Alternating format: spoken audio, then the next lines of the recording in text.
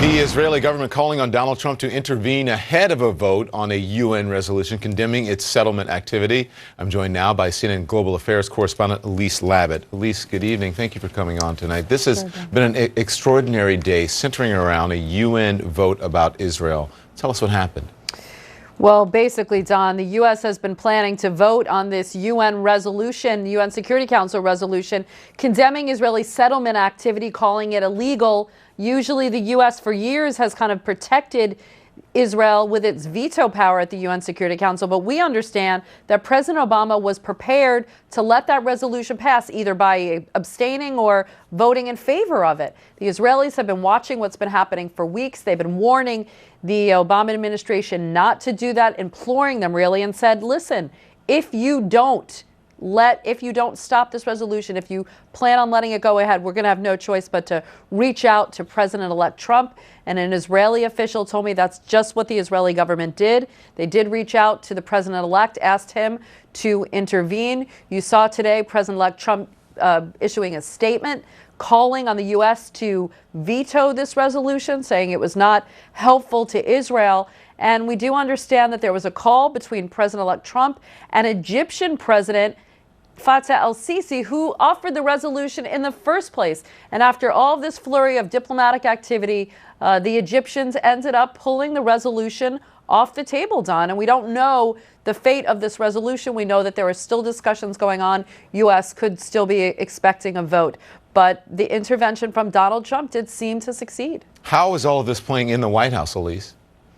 Well, they're being very careful about what they say. I mean, clearly, you know, President-elect Trump has been speaking out about foreign policy issues. There are some officials that say, look, it's unusual, but everything in this campaign has been unusual. Others are a little bit more upset. But from the Israeli point of view, you know, some people are saying, oh, yes, this is unprecedented for President-elect to weigh in. From the Israelis' point of view, they think that by allowing this resolution to pass, the Obama administration was actually tying President-elect Trump's hands for when he comes in to the White House. He has said that he does want to negotiate what he called the ultimate deal between Israelis and Palestinians, and a UN resolution, you know, basically declaring settlements illegal and kind of putting the thumb on the scale of one of the most sensitive issues in that peace negotiations could have affected Donald Trump's leverage with the Israelis or the Palestinians. So they were really grateful for his interference, Don. So let's just for a clarification. So what is next? Will there be a vote on the resolution, Elise?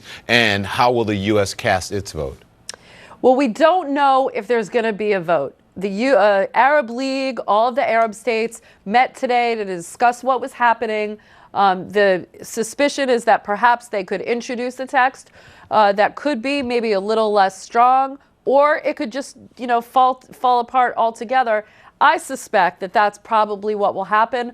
President el-Sisi, who introduced that resolution, if he's not going to give it his full backing, I don't know how it could go ahead. But the U.S. is looking, definitely, Don, to put its finger on the scale before it walks on the door on the peace process. Secretary of State Kerry was expected to lay out his vision for a peace deal. You remember he had those failed peace talks. This administration wanted to say its piece, if you will.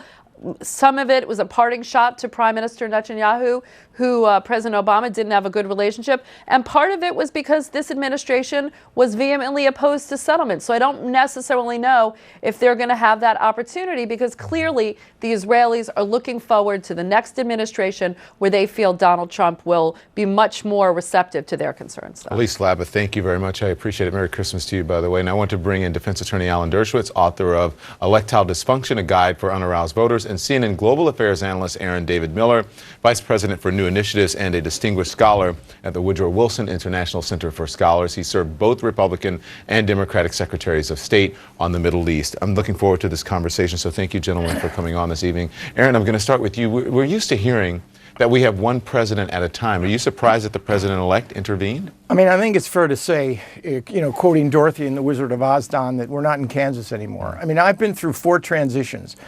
Republicans to Republicans, Republicans to Democrats, Democrats to Democrats, Democrats to Republicans. And in the last 25 years, I've never experienced anything quite like this.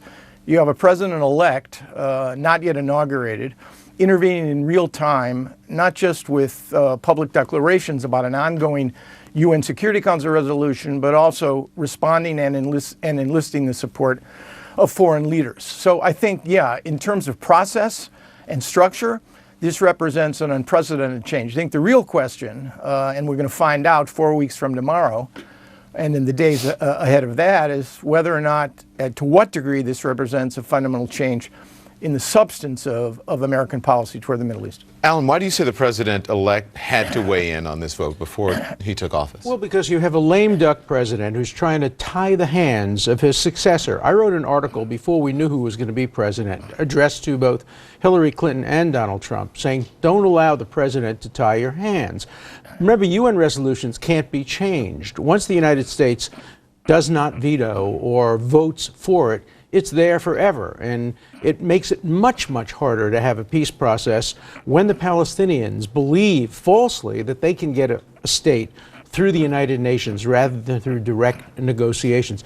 Donald Trump did exactly the right thing. He stood up for himself, and he said, don't tie my hands. I want to make peace. I want to negotiate. The President of the United States is acting very undemocratically in his last days in office. 88 senators told him not to do it. The vast majority of the House of Representatives don't want him to do it. The American public is not in favor of it. He wouldn't have had the guts to do this when he was still running for office. But as a lame duck president, he now feels he can tie the hands, he can get even with Netanyahu, and he can create his own private, personal legacy. But in the end, the legacy will be that he will have made it much more difficult to have a two-state solution and a peaceful negotiation. Aaron, the same question. Do you think the president-elect had to weigh in on this? I mean, I think Alan raises some good points, but I don't see it playing out quite that way, Don. I think had this resolution been introduced, and I suspect it still might, although the odds against that I think are increasing because President Sisi, frankly, having been caught between the Israelis and the Americans, I think is going to wash his hands of this. I think Alan is right in a sense, but I think this would have played out in a different way. It would not have tied the next administration's hands. What would have happened is the President of the United States would have voted for it, and within minutes or hours of that vote, the President-elect would have disowned it and disavowed it. And when he became president, he would have tried to send an unmistakable message that, in effect, the terms of that resolution did not reflect his policy. And once again, and this is why I think it was a fraud enterprise, once again, we would have sent mixed signals to our allies and our adversaries on what it is American policy actually represents. But I think it was very hard at the 11th hour, and I think Alan is right about this, to try to institute, no matter how frustrated the current president is, to try to institute or implement a significant change in policy. But let's not be fooled into thinking that this was done by Egypt. The United States is behind this resolution. They are the ones who are pushing it. The Obama administration is pushing it. The Arab countries are reluctant to do this. This is coming from the United States. This is coming directly from the Oval Office and from Secretary Kerry. So let's not think that this was something that the Israelis persuaded the Egyptians not to. The Egyptians couldn't care less. In fact, polls showed the Palestinians on the street don't even care very much about this. And one of the reasons it's such a bad resolution at the UN is it encourages BDS, boycott, divestment, and sanction, against products produced in the West Bank. It also states that the boundaries would be the 67 boundaries, which Resolution 242 of the Security Council gave much more flexibility to. This is a very bad resolution, but badly motivated by an outgoing president. There are those who are not opposed to the resolution and are concerned about the precedent that this sets because of one president at a time. Donald Trump is not the president of the United States yet. That's true, but the current president shouldn't be tying the hands of the future president in this way. Where I disagree with David is that UN resolutions aren't undoable. Yes, President Trump would get up and say, I don't agree with it, but it would become the Security Council resolution, and no future president can undo that. That's why it would be wrong for this president to try to impose this on future presidents. Wrong or not, is it his prerogative, Aaron, for him to do this, even if you think it's a bad move?